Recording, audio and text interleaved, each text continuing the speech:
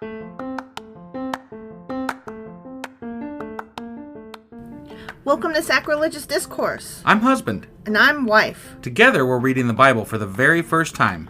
We grew up without religion and wanted to know what all the fuss was about. Well, what have we learned so far? That God is a dick, and apparently some people believe in talking donkeys. We're not trying to pass ourselves off as experts. Nope, we're just reading the Bible for the first time and giving our first take reaction. If you'd like to join us in this venture, you might consider starting at episode 1. Otherwise, jump in wherever you like.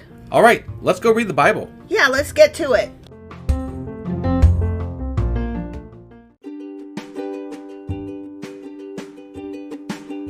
Hey wife, did you know that Anchor is sponsoring our show? Really? Don't we use Anchor to distribute our podcast on Spotify and Apple Podcasts? Yeah, and we are on just about every other platform available as well, thanks to them.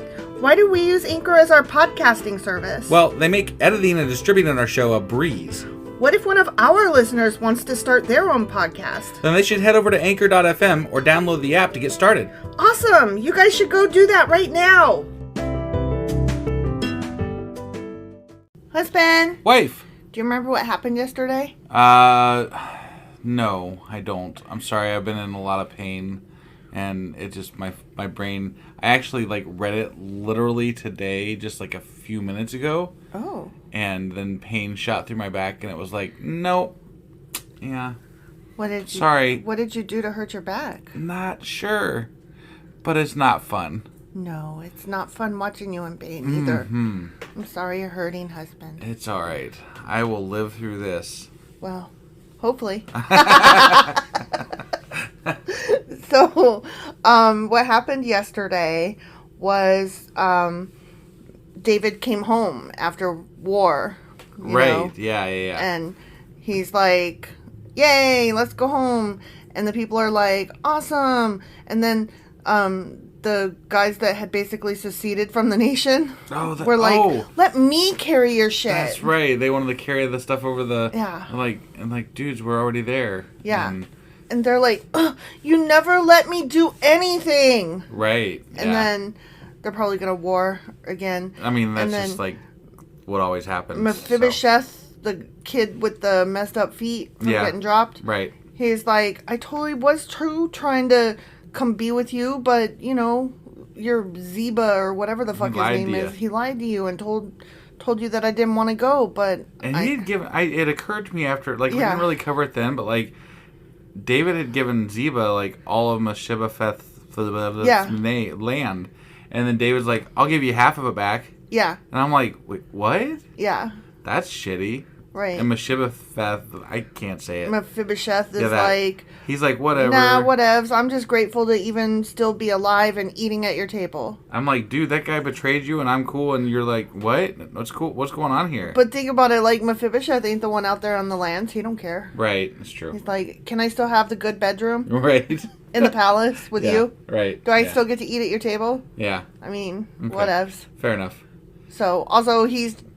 not trying to rock any boats because, David is fickle. David might chop his head off. So Mephibosheth totally just wants to be, I'm the most chill kid in the world. It's whatever, man. Yeah. I'm good. Right. Just, pass the smoke, toke. Yep. Okay. That was 2 Samuel chapter 19. And today we're going to get into 2 Samuel. Chapter 20. All right, let's go do this. Okie dokie.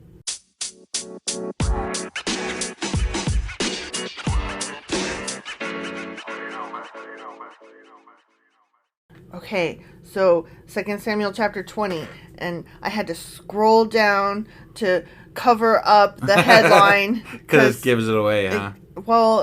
Yeah, I think it indicates something that might happen. I mean, that's why we stopped saying it, because it always gives it away. Something the Bible is going to happen. Not good at hiding what's coming up. No spoilers, we're going to hide it for them. Yeah. Also, before we start reading this, I just want to tell you, we are almost done with 2 Samuel. Wow. Yeah, after this, only 4 more chapters, so we will finish it up next week. That's amazing. Right? Yeah. Do you remember what comes after 2 Samuel? 1 Kings. That's right. Very good. I'm getting better at this shit. Yeah, that's because I test you every so often, every few fucking days. day. Not every day. Every Just few about. days, I'm like, do you remember what books of the Bible? And you can get through... You can list through 2 Chronicles. Yeah. Yeah. So At good least on right you. now, yeah. That's more than either of us have ever known. I don't think I could have got the first 3 before. Well, let's see. Genesis, Exodus. Yeah, I couldn't have got the first 3 before we started reading this. You didn't know Leviticus? It's not that I didn't know of it. I didn't know what order it was in. Now I know what order it's in. Okay. And I know where to place it in the whole scheme of things. Got it. And it's not that I don't know other books besides the ones that we, through the Second Chronicles. It's just that I don't know where they go right now. Right. So. Right. I don't think I know any other books. Like, you do know Revelations. That it's just one revelation. Revelation, yeah, sorry. But isn't that in the New Testament? Oh, you're talking about, specifically you're going Old Testament then. Yeah. Oh. Yeah, like the only New Testament ones I specifically know are Matthew, Mark, Luke, and John, because duh. And then Acts. Yeah. Okay. I don't know. I mean, I know that I'll know them like when I hear the names because I've heard them before. Like I know that there's a book of Ezra, but I don't know. Is Psalms a part of Old Testament? Psalms, yeah, but I don't know if it's old or new. I think Psalms is old. Is it? Okay. But I don't like Book of Ezra. I don't know if that's old or new. Sounds I know old. it's a book, but sounds old to me. I don't fucking know. Seriously. I know that there's a Songs of Solomon or Book of Solomon. I don't fucking know. That's gotta be old because we got that's gotta be part of. Or is Psalms of Solomon is that the name of like a literature book and I'm just confusing it as a Bible book? I don't fucking know. I don't either. Yeah. Anyway, we're gonna find out eventually. Yeah, sorry, I don't know why I went on about that, but we're almost done with 2 Samuel, yeah, so that's very exciting. That's great. Yeah. Okay, chapter 20. Ready? Yeah, I'm ready. There happened to be a troublemaker right here in River City. You quote that show more often than anything else in this podcast, I think. You were right the first time. It is a movie. Well, but okay. It was a musical. Right. Yeah. Okay. I mean, I don't think I quote it more than any other. I also do a fair bit of Ghostbusters and Star Wars. But there's always trouble. Right here in River City. Right here in River City, yeah. It's not my fault. Okay. I didn't put it there. Just for anybody that doesn't know, it's from Music Man. Well, yeah, obviously. Yeah. Both versions. Right. Why can I never remember his name? Matthew Broderick? No, not Matthew Broderick. Of course Matthew Broderick, but that's the more recent version. Okay. The original movie version, before that, I cannot remember the main actor's name, but I can remember that he was in The Last Starfighter. Ah. That's where I know him from. Okay. Because I saw The Last Starfighter before I saw The Music Man. Yes, I know that's a travesty, and I apologize, but, I was a child and not in... Didn't have control of that, basically. Yeah, I didn't get the remote control until several years later. Gotcha. Okay, so there's a troublemaker right here in River City. Right, or the Bible. Named Sheba, son of Bicri. Okay. That sounds about right. A man from the tribe of Benjamin. Damn Benjamin. Benjamin. It's always Benjamin causing the problems. See? Benjamin Assholes. is the Music Man. Dan never causes any problems. No, not lately, anyway. Sheba blew a ram's horn and began to chant, "Down with the dynasty of David! We have no interest in the son of Jesse. Come on, you men of Israel, back to your homes." Oh, they're already starting to trouble. They're like, fuck this shit. We're not going to accept this guy. I told you, at the end. Yeah. Wars are brewing already. But why would David just beat all of Israel? Like, he has, 2 tribes, and Israel has, 10 tribes, and they were like, we're going to fight you, and then David's like, bring it on, and then they're like, okay, and then they did, and then they lost, and now they're like, we've got one tribe that's against them still, so we're going to try it again with one tribe, because this will go better. And anyway, David is supposedly anointed by God, so what's your fucking beef? Just go home and shut up. Who knows? Right? Yeah. I don't know. So all the men of Israel deserted David. Of course they did. And followed Sheba, son of Bicri. That was quick. My God, it was... what they the were fuck? Literally just trying to be bootlickers and carry a shit across the river. It sounds like David's a pretty shitty leader because they just keep jumping ship. They're like, wait, who else wants a shot at this? Okay, Anybody? You know what? I am not going to disagree with you there. David does sound like a pretty shitty leader, but I'm also going to say that these people suck. Well, they want a war all the time. They're really stupid. They're so stupid. Like, David keeps winning, and they keep going, hey, let's go die some more. Yeah. I mean, regardless of what you think of the dude, he keeps winning. Right. So that's what I'm saying. You're like, he must be a bad leader, and I'm saying, yeah, I'm sure he is, but also the people suck. And they all suck. The implied thing, he obviously sucks, based on the people's thoughts of him, right? Mm-hmm. But he also apparently has God's favor, which, but God doesn't really speak up much about it anymore. It's not like you hear from God. Right. You hear from Nathan. Or like a dream sort of like third hand. Yeah. You know, like there's just never like a direct... It's never right there anymore. No, the witness of God is gone. Right? It really is. But the men of Judah stayed with their king and escorted him from the Jordan River to Jerusalem. Damn, he was not even home yet. Right, yeah. No, they were already like, conspiring with a new king. Gosh. Jesus. When David came to his place in Jerusalem, he took the 10 cute concubines he had left to look after the palace and placed them in seclusion. Did you say cute concubines? No, I started to say concubines. Oh. Like, and... Because, you know, I have a problem. Yeah, no, it's just the way you said it sounded like cute concubines. Basically what happened was I stuttered. Okay. Thank you for calling me out on that. No, it sounded like cute concubines. So, no, it was... But that would make for a good t-shirt right there. Cute concubines? No. No? That's gross. Okay. No. Right? No. So, you know, his rape wives? Yes. Yeah, that he left behind? Right. He put them in...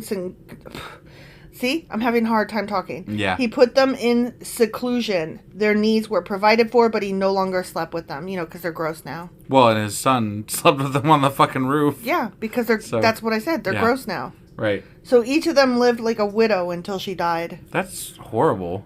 I mean... Like, they're in seclusion. Not just like... Maybe they want to be that way at this point. Like, think about it. Back then... Their lives were already miserable, right? I guess. Maybe they're like, good, we just want to be left alone. It's just like they're treated one step above like livestock. At least they don't kill them for being having fucked been over. Raped. Yeah, right. But they seclude them. Mm-hmm. Yeah. And in some cases they might kill them. It just doesn't make it into the Bible all that often. Right. And in this just case, I think they were trying to show that David was a nice guy for not killing, I guess, his 5,000 wives that... You know, he is king. He could probably, like, set them free if he wanted to. But what life would those women have? I don't know. If your king says that you no longer have this stigma, the people aren't going to be like, you have a stigma because it's... That's not true. Well, you think that stigma just comes willy-nilly regarding, like, what the leader says? You're right. Because we have a leader currently that says that women have bodily autonomy. But the first time that somebody says, I want to be allowed to get an abortion if I want to, everybody's like, ew, slut! Like, women who like to have sex are somehow disgustoid. Right. You know? Right. Like, I don't think that what you're saying is correct. I just think that David had a little bit more sway than, you know, our current leaders of this world do. David keeps being at war. He does not have time for social change. Seriously, he's not even home from war with his people while his people are literally about to war him again. To be fair, he didn't really go into war the last time. He stayed home the last time. With his son? He stayed at camp. Yeah, but that's what I'm saying. He's coming home from that. Right. He's on his way home from war. I got it. And his people are already like, but I'm not done warring you. Let's go again. No, it's ridiculous, and that's for sure. You're trying to, like, have him invoke social change. Yes. That's silly. You're silly. Okay. Then the king told Amasa, mobilize the army of Judah within 3 days and report back at that time. Like, he's so tired. Yeah. So Amasa went out to notify Judah, but it took him longer than the time he had been given. Womp womp. He didn't Amasa the army quick enough.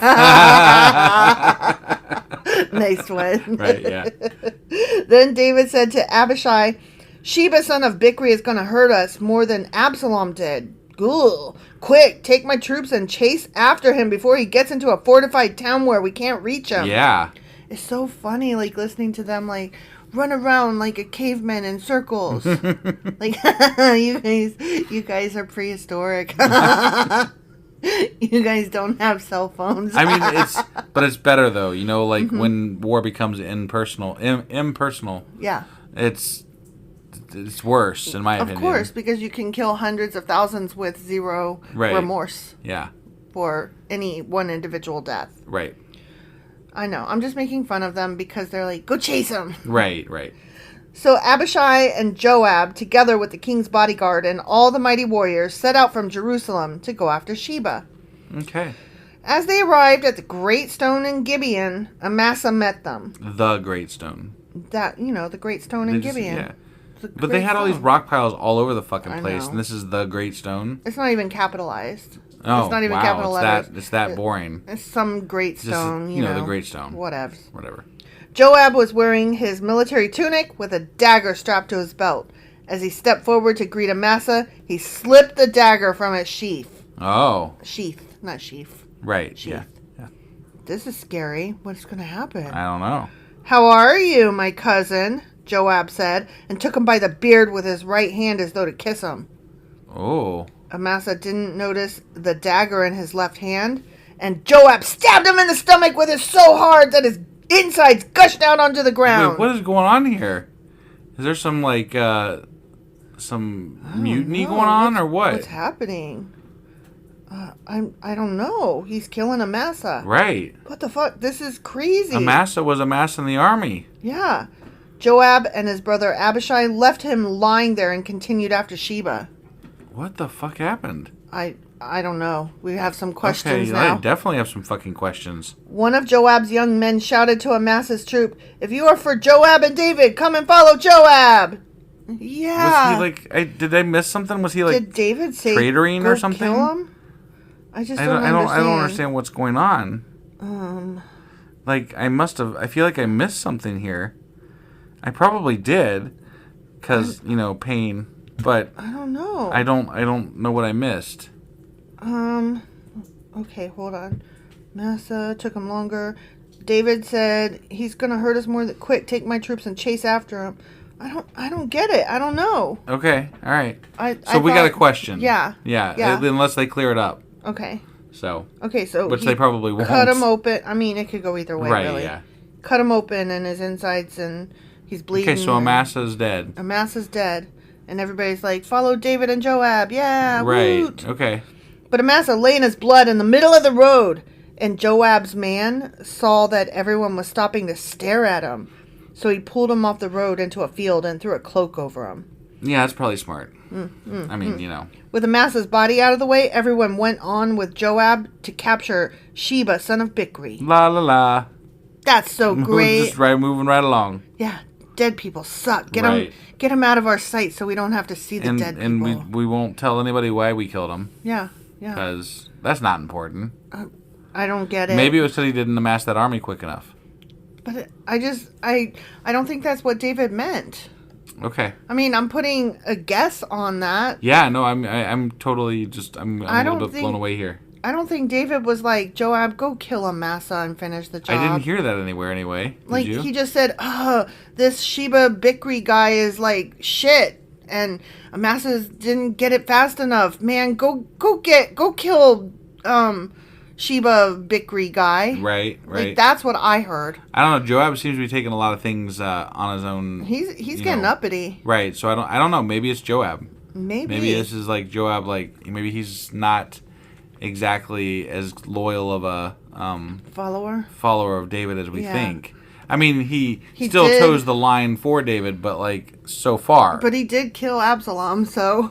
Right, but that was not exactly David's wish. No, I know. That's what I'm saying. I agree with you. Got it. Meanwhile, Sheba traveled through all the tribes of Israel and eventually came to the town of Abelbeth.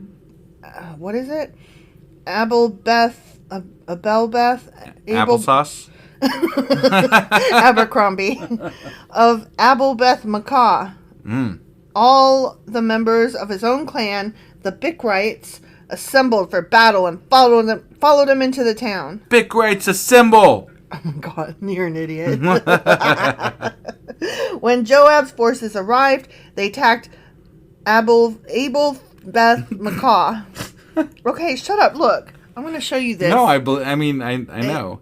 Abelbeth Maacah. Is it Abelbeth Maacah? That's what I would say. Okay. Yeah. Well, okay. I'm sorry. So, when Joab's forces arrived, they attacked Abelbeth Maacah. They built a siege ramp against the town's fortifications and began battering down the wall. But a wise woman in the town called out to Joab, "Listen to me, Joab." Yeah, Joab. "Come over here so I can talk at you." Yeah. As he approached, the woman asked, "Are you Joab?" "Yes, I am." "I am," he replied. So she said, "Listen carefully to your servant." "I'm listening," he said. That's his she's his servant? Yeah. Okay. She's saying, listen to me, stupid. And he's like, okay. All right. Then she continued, there used to be a saying. Aw, I love sayings. Is he too close and he's going to get like a millstone thrown down on him? Oh, I don't know. I'm just saying. That could be cool. That was a saying, right? Don't get too close because you get a millstone thrown down on you. Oh, that could be cool. I'm just a thought. Is that something that happened? Yeah, remember somebody got too close to the wall and then they threw a millstone down on him and they killed him. Oh, I don't remember it. Oh. I have zero memory. I'm sorry. Apparently. I suck. It didn't stick. It wasn't I can't remember enough. who it was at this point, but it wasn't that long ago. It was like during the Battle of Jericho or something, like somebody, was it Samuel maybe? Joshua fit the Battle of Jericho. It might have been Joshua. Yeah. Because that song said so. Right. Somebody around there the that time. wall came tumbling down. Somebody around that time died from a millstone. Oh, okay. Sounds great. So anyway, then she continued, there used to be a saying, if you want to settle an argument, ask advice at the town of Abel. I am one who is peace-loving and faithful in Israel, but you are destroying an important town in Israel. Why do you want to devour what belongs to the Lord? Right, yeah. And Joab replied, believe me, I don't want to devour or destroy your town. Right. That's not my purpose. All I want is a man named Sheba, son of Bicri, from the hill country of Ephraim, who has revolted against King David. If you hand over this one man to me, I will leave your town in peace. The woman replied, we will throw his head over the wall to you. Damn. Then the woman went to all the people with her wise advice, and they cut off Sheba's head and threw it out to Joab. Like, you're out, buddy. Right. So he blew the ram's horn and called his troops back from the attack. And they all returned to their homes, and Joab returned to the king at Jerusalem. Well, that was easy. Wow. He killed Amasa, and then Sheba got killed for him. So, it's all good. Yeah.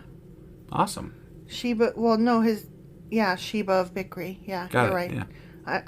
I couldn't think of his name, but yeah, you got it. Yeah, but that's pretty easy. Yeah, okay, we got a little bit more here. Next section. Yeah. So, that section was called the Revolt of Sheba. So it was a very short-lived revolt. Yeah. Yeah, and I mean, he lost his head over it.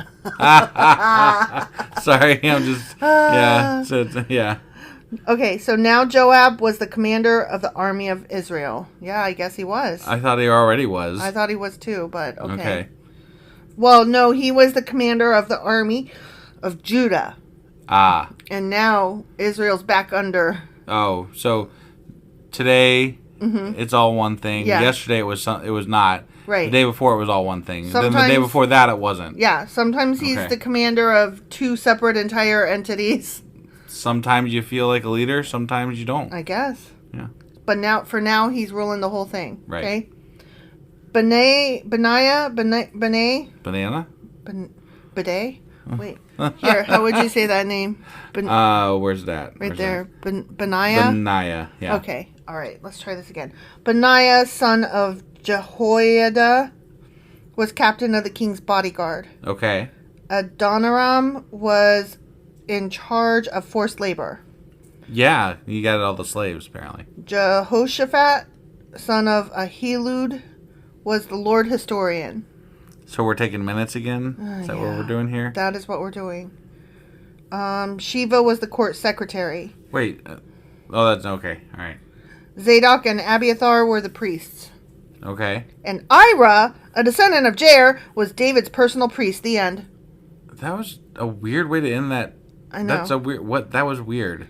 It's called David's officers. Okay. Yeah.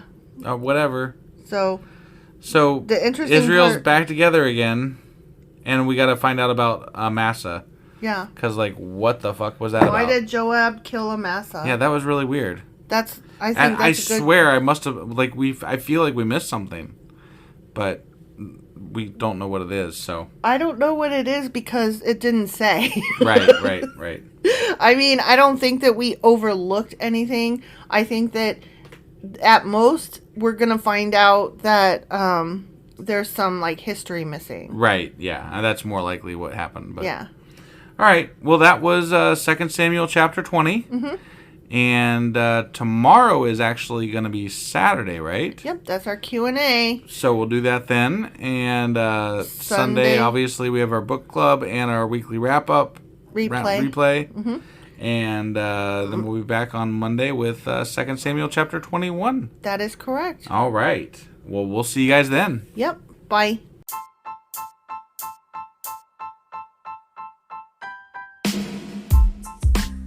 Hey, wife, I guess that's the end? But husband, that's just sad. It doesn't have to be. We are on lots of social media platforms like Twitter.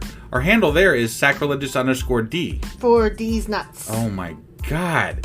Stop doing that. Anyway, we're also on Facebook, Instagram, and Pinterest. There's a link to all of our social media sites at our website. Ooh, we have a website? Yeah, it's sacrilegiousdiscourse.com, where you can also find a link to our merch shop.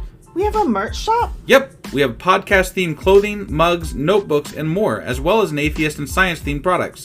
Wow, our fans should really go check that out right now. Definitely. They can get in touch with us by sending an email to sacrilegiousdiscourse@gmail.com. But before they do that, we could really use some help. Oh yeah? With what? Well, it's not free running the podcast, and we need some financial support in order to get better equipment, which will free up time so we can concentrate on our podcast and our fans. Okay, so what should they do? Head over to patreon.com/sacrilegiousdiscourse and sign up as a contributor on our podcast. Supporters there receive additional bi-weekly episodes that we record just for our Patreon members for as little as $2 a month. Also, we'd really appreciate it if you would like and subscribe on whatever platform you're using. And Apple Podcast reviews help us out tremendously. Like and subscribe. Leave an Apple review. Join us on Twitter. Support us on Patreon. That's a lot of instructions. Don't forget to say thanks. Thanks. Okay, bye.